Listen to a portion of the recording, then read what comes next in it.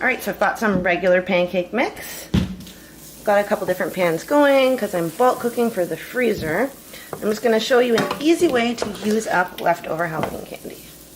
I have tons of Smarties and M&Ms.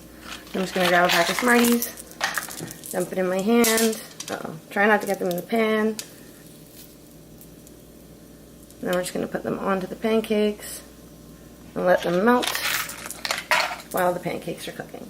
And essentially you have chocolate chip pancakes.